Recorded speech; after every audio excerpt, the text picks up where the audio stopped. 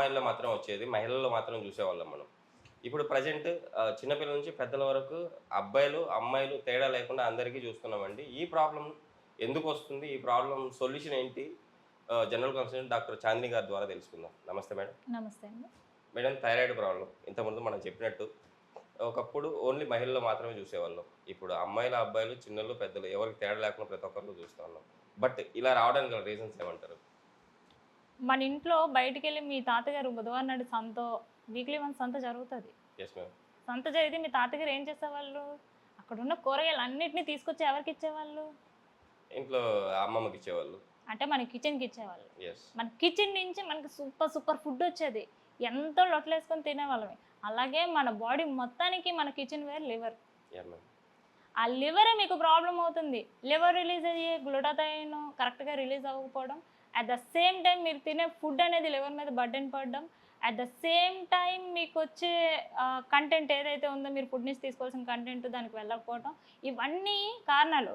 మీరు అంటున్నారు చూసారా, ఆడవాళ్ళు మగవాళ్ళు యాక్చువల్గా అందరికీ వచ్చేది హైపోథైరాయిడ్ అయితే ఓకే, ఆడవాళ్ళ మగవాళ్ళనే చూసుకోవచ్చు. కానీ ఇప్పుడు ప్రెజెంట్ ఉన్న జనరేషన్, అంటే ఇప్పుడున్న నేను చూస్తున్న కొత్త కేసెస్లో అందరికీ హ్యాజిమోటస్ థైరాయిడ్ అనేది వస్తుంది. అంటే ఏంటంటే థైరాయిడ్ ఎక్కువ అవడం తక్కువ అవడం కాదు దాని పని ఏంటంటే గ్లూటాథైన్ ఉన్నంతకాలం ఫ్రీగా నార్మల్గా ఉంటుంది, మీ టాబ్లెట్ వేసినా అయిపోయినా. ఇన్ కేస్ గ్లూటాథైన్ లేదు, ఆ టిష్యూ మీద డ్యామేజ్ అయ్యి ఇన్ఫ్లమేషన్ అయ్యి దాని మీద బర్డెన్ పడి థైరాయిడ్ ఎక్కువ అవుతుంది. సో దాన్ని హ్యాజిమోటస్ థైరాయిడ్ అంటారు. సో దాన్ని ఆటో ఇమ్యూన్ డిసార్డర్లో ఒక పార్ట్ కింద చూస్తారు. ప్రెజెంట్ అందరికీ ఉన్న డిసీజే హ్యాజిమోటస్ థైరాయిడ్ డిసీజ్. దాన్ని ఎలా డయాగ్నోసిస్ చేసుకోవాలి? సో TSH, T3, T4 ఇవన్నీ చేస్తే T3 నార్మల్గా ఉంటుంది. అంటే గేట్స్ అనమాట. ఇప్పుడు మీరు లాస్ట్ గేట్కి వెళ్ళాలి, మధ్యలో 2 గేట్లు ఉన్నాయి. ఈ 2 గేట్లకి వెళ్తేనే మీరు లాస్ట్ గేట్కి వెళ్తారు. అలాగే T3 అనేది T4 కింద కన్వర్ట్ అవుతుంది, T4 అనేది TSH కింద కన్వర్ట్ అవుతుంది. ఈ మధ్యలో ఇంకా చిన్న గేట్లు ఉన్నాయి, దాన్ని పిల్ల గేట్లు అంటారు, free T3, free T4. So ఇప్పుడు ఏంటంటే ఈ ప్రాసెస్లో ఇవన్నీ నార్మల్గా ఉంటాయండి, కానీ థైరాయిడ్ మాత్రమే ఎలివేట్ అవుతుంది. సో అలాంటి టైంలో థైరాయిడ్ ఉంది కదా, మీకు థైరాయిడ్ 200 కూడా వచ్చింది, మీరు తీసుకొచ్చి థైరాయిడ్ ట్యాబ్లెట్ వేసుకోవచ్చు. ఒక రేడియో యాక్టివ్ థైరాయిడ్ వేస్తే ఫర్ ఎగ్జాంపుల్ మీకు 12.5 mg మీరు వేసుకుంటున్నారు లో డోసు, ఇంకా అంతకంటే లో డోసులు ఉన్నాయి. కానీ ఇప్పుడు ఆ హ్యాజిమోటస్ థైరాయిడ్ మీకు చూపించే ఫిగర్ ఎంత ఉంటుంది అంటే 15 నుంచి అబోవ్ ఉంటుంది. 15, 20, 23, 56 and 100 what ever it may be. So ఆ ఫిగర్ అనేది మీకు ఆ ట్యాబ్లెట్ మేము ఏం చేయాలి, మీకు తగ్గించాలి. సో మా కాన్సెప్ట్ ఎలా ఉంటుందంటే, పేషెంట్ వచ్చారు, సో వాళ్ళకి తగ్గించాలి. సో నేను వెంటనే ఏమి ఇస్తాను, 50 ఇస్తాను.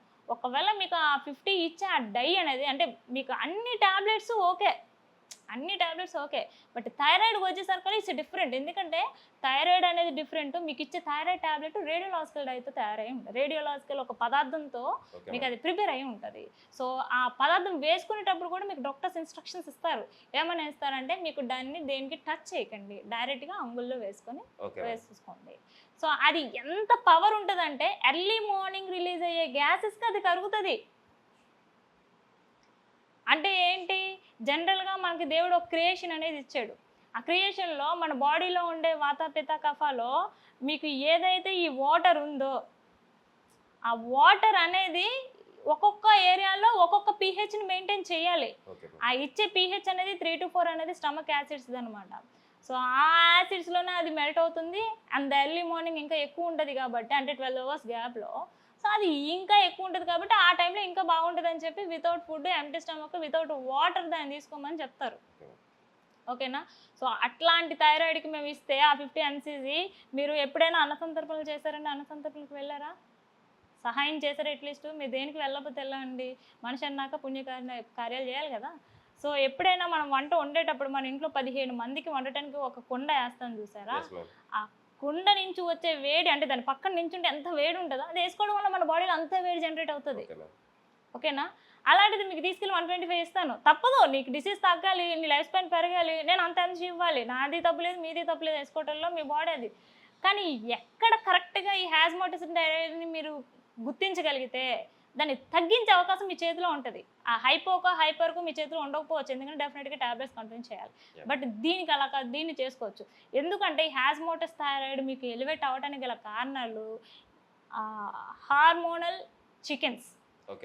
ఏదైతే మీకు పౌల్ట్రీ ఉంటుందో ఆ పౌల్ట్రీలో నుంచి ఒక గుడ్డు, మన ఇంటి దగ్గర నాటుకోళ్ళు ఉంటాయండి, చిన్నప్పుడు పిల్లలు పెడతాయి కదా గుడ్డు నుంచి పిల్లలకు పొదగడానికి ఎన్ని డేస్ ఉంటుందో అంతకంటే ఫాస్ట్గా ఇది కోడ్ అయిపోయి మన దగ్గరకు వచ్చేస్తుంది.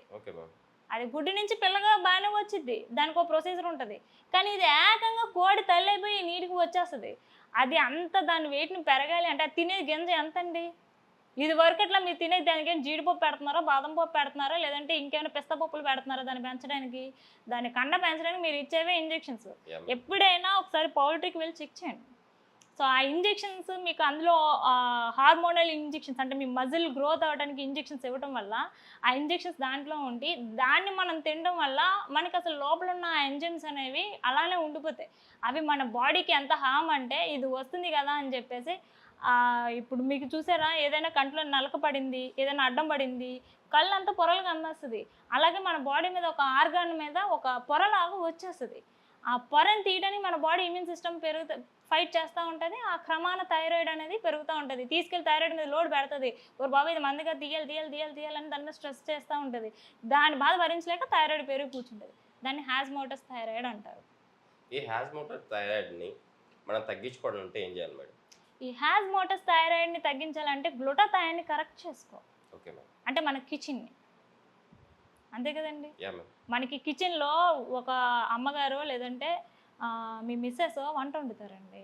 ఒకరోజు వాళ్ళిద్దరు బయటికి వెళ్ళారు అనుకుందాం పుణ్యక్షేత్రాలకి, ఆ రూమ్ అంతా ఏమవుతుందండి? అస్తవ్యస్తంగా ఉంటుంది మేడం. ఖాళీ అవుతుంది. మీ కడుపు ఏమవుతుందండి?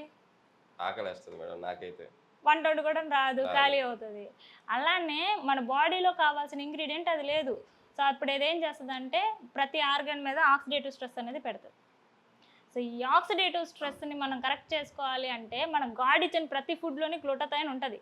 కానీ అది హ్యూమన్స్కి వచ్చేసరికల్లా దాని పవర్ అనేది తగ్గిపోతుంది. అంటే ఆ గ్లూటాథయోన్ మీరు 100 mg తీసుకున్నారు అనుకుందాం ఫర్ సపోజ్, మన బాడీ 10 mgని మాత్రమే ఎక్స్ట్రాక్ట్ చేసుకోగలదు. సో అది స్పైనాకిల్, తోటకూర, అవకాడో, సో గ్రేప్స్, ఆరెంజెస్, ఇలా వాటర్ మిలన్, ఇలా అన్ని ఫ్రూట్స్లోనే ఉంటుంది గ్లూటాథయోన్. కానీ దాని కంటెంట్ తక్కువ. అది ఎంత ఉన్నా మన బాడీ దాన్ని అబ్జర్వ్ చేసుకోలేదు. సో దట్ దాన్ని బయట నుంచి ఇవ్వాల్సి ఉంటుంది. సో నేచురల్గా ప్రకృతి దాన్ని ఏమంటారు, పతాంజలి ప్రొడక్ట్స్, సో ఆయుర్వేదిక్ అన్ని ప్రొడక్ట్స్లోని గ్లూటాథయోన్ అనే విడిగా ఉంటుంది.